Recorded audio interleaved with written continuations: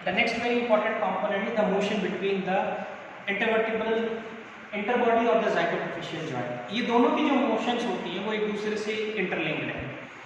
That means interbody मतलब I hope so के सभी समझ रहे होंगे। द इंटरबॉडी का मतलब होता है कि जो दो डिस्क के दो वर्टिकल बॉडीज के बीच में जो मोशन हो रही है। और ज़ाइगोपेफिशियल जॉइंट का मतलब है the superior facet, the superior articular surface और the inferior articular surface of the other vertebra, adjacent vertebra, उनके बीच में जो मोशन है। तो ये दोनों की दोनों एक दूसरे से इंटरडिपेंडेंट है। दैट मीन्स कि इंटरवर्टिबल डिस्क की मोशन जो है वो डायरेक्टली अफेक्ट कर सकती है ज़ाइगोपेफिशियल जॉइंट की मोशंस को। ज़ाइगोपेफिशियल मोशन की मूवमेंट जो है वो इंटरवर्टिबल और द इंटरबॉडी जॉइंट्स की मोशंस को अफेक्ट कर सकती है।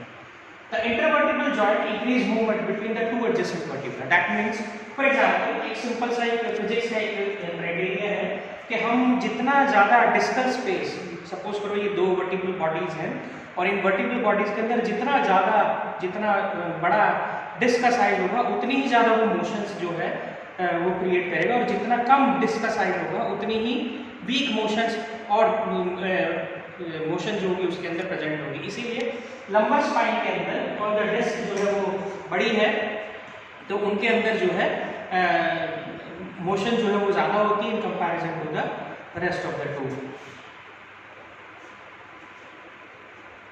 अब फ्लेक्शन और एक्सटेंशन ये दो कंपोनेंट है, क्योंकि जब सपोज करो कि मैं जब फ्लेक्शन कर रहा हूँ, जब मैं फ्लेक्शन में जा रहा हूँ तो not only my disc, not only the two vertebral bodies वो खाली ऐसे ही नहीं जा रही है, वो इसके ऊपर टिल्ट भी कर रही है। टिल्टिंग मतलब कि वो ग्लाइडिंग और स्लाइडिंग दोनों कंपोनेंट उसके अंदर ऐड ऑन कर रही है।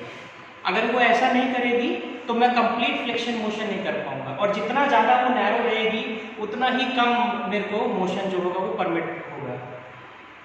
और इस केस में the nucleus pulposus, this is the nucleus pulposus जो कि रिस्पॉन्सिबल है, वो एक पाइवट की तरह काम कर रहा होता है और दो वर्टिकल बॉडीज के बीच में जो है वो मोशन कॉज कराता है।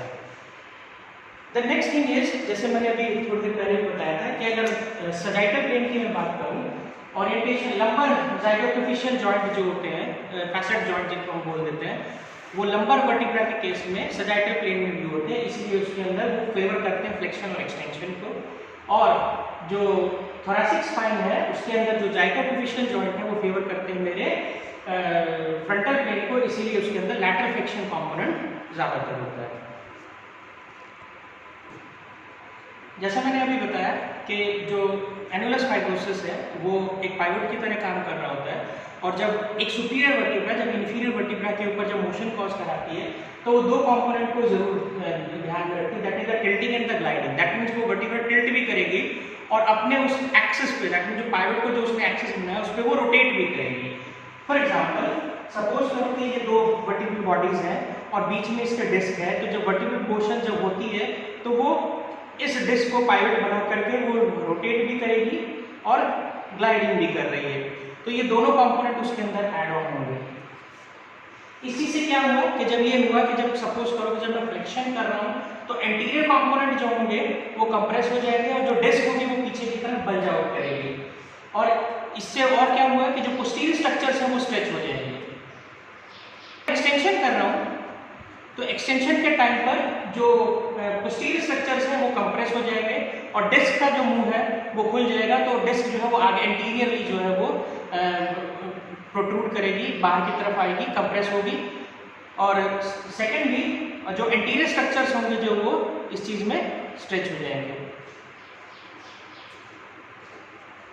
सेम है जब मैं लैटरल फ्लेक्शन कर रहा हूँ तो सुपीरियर वर्टिब्रा जो होगी वो लैटरली मूव करेगी ऑन द इंफीरियर वर्टिब्रा। तो एनुलस क्या होगा, जिस तरफ में कॉन्केविटी है, मतलब जिस तरफ कॉन्केविटी बनी है, जिस तरफ गुफा बनी है उस तरफ वो कंप्रेस हो जाएगी, और जो जिस तरफ कॉन्वेक्सिटी है उस तरफ जो होगी वो स्ट्रेच हो जाएगी।